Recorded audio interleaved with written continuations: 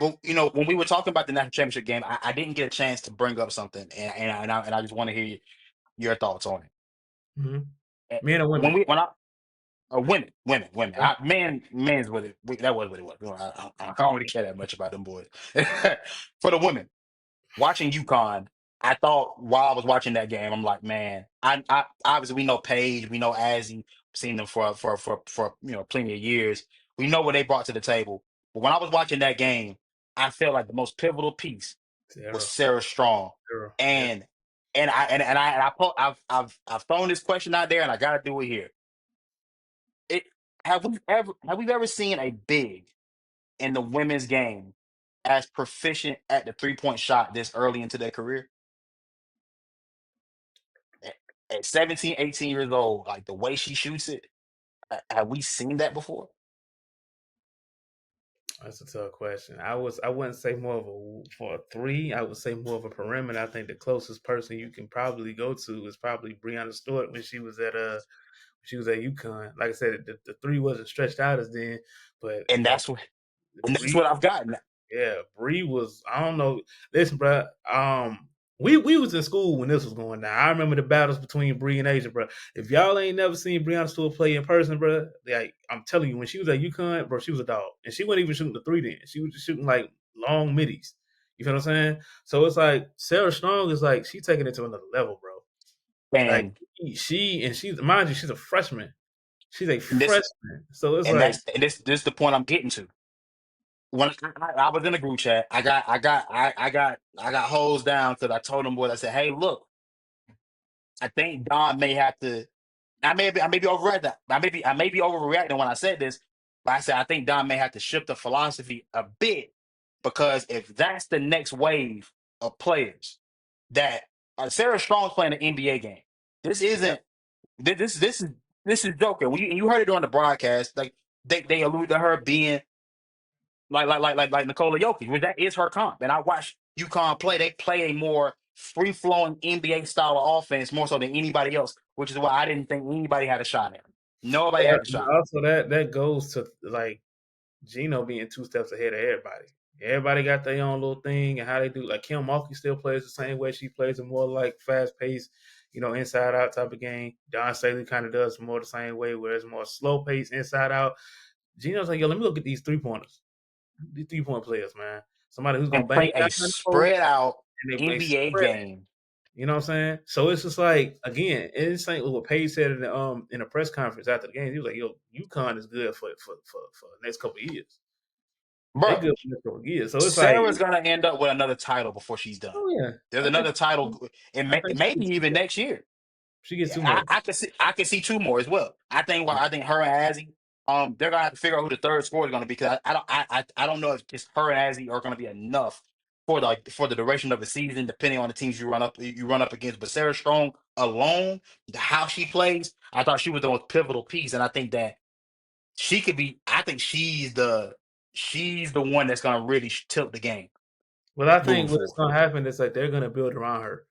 Like she's gonna be the piece they build around because she is, um, like I said, she's gonna be able to stretch the floor so well that a lot of players are gonna be open. And I imagine she's an underrated passer as well, but like she also can bang down low. But that weapon is the three. The weapon is Yeah, the three because the way Gino works is Gino doesn't allow you to put all your eggs in one basket. Gino is not gonna keep on the perimeter most because he's gonna figure it out. So he's gonna have like, all right, cool, you're gonna be down low. All right, cool. So he's gonna take it more old school. He's gonna set her out. She's gonna get the perimeter. She's gonna shoot the ball. And then whenever it's all right, we double team you, let's put you back in the post. So it's gonna give the defense chances to operate with that. So I think the only issue is like you gotta find that third option to replace Paige, but it's not gonna be as Paige. Like because Sarah's gonna be the right, girl. Sarah's gonna be right. the girl that goes over it. You know what I'm saying?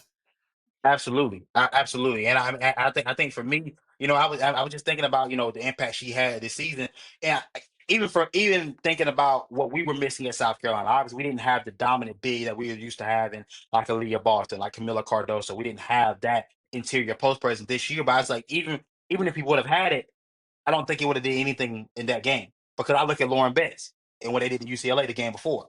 I'm like, Mm-hmm. there's nothing you can do. Like Yeah. she's a matchup nightmare.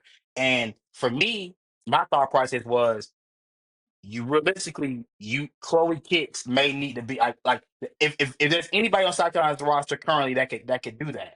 To me, Chloe Kicks has the best opportunity to be able to stretch her range out just a bit more because she's got a D2. If she could get a three ball, I think for her, I think first of all for her going to the to the WNBA, if she got a three ball, she's bona fide top 10. But Bona also fide too, top like 10. You talk about top five. You know what I'm saying? I feel like with women's basketball, I want to say just basketball in general. That foot above that line is way different than that foot behind that line. You can have an inch in front of that line. You can be the most confident player in the world. But you can have that same inch behind that line, you nervous as a heart attack. I'm telling you, like it's crazy. It's just more efficient, and it's crazy that you said it because like you said with Chloe, like she can have like the best midi. She can put the ball on the floor and get a little midi in there. She take a step back. It's just an extra arc. The arc is just so much more. And it's just like the pace of the shot is so much more. So it's like you're asking a lot for her to add that to her game as well. And I feel like Angel Reese to me is probably like the last pivotal big man or big woman, you know what I'm saying, in women's basketball. Because like you said, like Sarah Strong, she's gonna revolutionize like the big man game in the in women's basketball. She's shooting it, and then it's a pace at that. So it's like the WNBA is definitely shifting, or just women's basketball. I'm sorry, is shifting, and she just like the NBA did with Steph. Everybody else, the everybody knew women was gonna follow on just like that, man. So, and shout out The to Gino, sad part man. is, Gino oh yeah, knew. no facts. Yeah, Gino bro. knew. And this, but that's how we start. That's why we start off the show the way we did. Gino being who he is, he's the goat of it. I think I have one more thing I was about to say. This is like a hopefully nobody gets to this part of the video. But let me say this. But the women's game is all does it not feel like the women's game is always like 15 years behind, 10, 15 years behind the men's game in terms of style of play? Like they still like, and when I say that, it's not a dish, y'all. But I just want y'all to just to walk with me here. They you still have plenty of teams that run their offense through a big. Like that doesn't you don't do that anymore unless you're Joel Embiid, unless you're Nikola Jokic. You don't run offenses through bigs anymore. It's all guard play. You know what I'm saying? But it's the fact that you can still have a big like an Angel Reese that could be a top 10 pick. If you Angel Reese's style gets you drafted, you're not a lottery pick No, for you're a top five. daggone sure. And you could be a top 15. They'll love you in the second round, but you ain't gonna be no lottery pick Mm-mm. without a requisite offensive game that we can build on, like a jumper. You know what I'm saying? Like some type of ability to drive consistently. Like Yeah, just being able to just to get boards and play defense.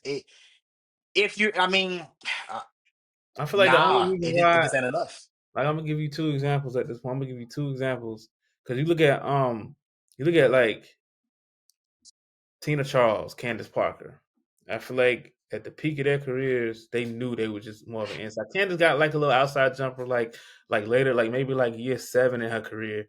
Tina Charles was always going to be a dominant big, right? And then like you look at even if you look at the players, even in the WNBA, you look at Asia. Asia going in, Asia was just more of a inside presence, big, who can get boards and she can just be physical and get tough and get layups. Asia is probably one of the best, like put the ball on the floor, get a pull up midi shooters. Now she's developing a 3-point shot. I feel like the only big in the WNBA now who is a dominant force in the post is Brittany Griner because she's taller than everybody.